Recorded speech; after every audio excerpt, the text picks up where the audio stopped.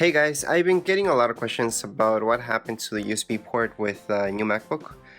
And yeah, you guys will not see the regular USB port like before. So this is the regular one. Okay, so you can kind of see that here in an older Mac.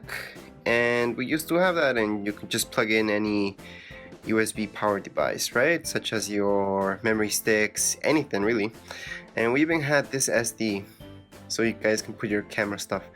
The new MacBook Pro doesn't have anything. It has the newest SUV, which is the SUV-C, and you need an adapter in order to connect pretty much anything to it. So you guys are gonna have to buy one of these.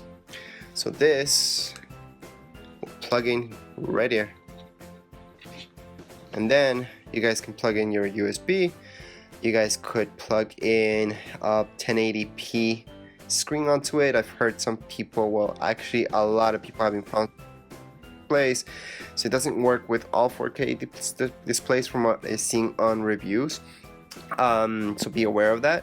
And hey, after all, on the description, what Apple says is that it can work with a 4K display. This adapter, it only states that it's for 1080, which yes, doesn't make sense, especially if you're upgrading to this type of port. They should have supplied something that works with 4K displays. After all, that's the new thing. Anyways, the adapter you guys will need, and yes, that's annoying, but it does save space. That's why this is thinner. There's things that they have to do in order to get that space up and running. Anyways, that's all for this video. That's what happened to your USB import. You guys will have to get some adapters.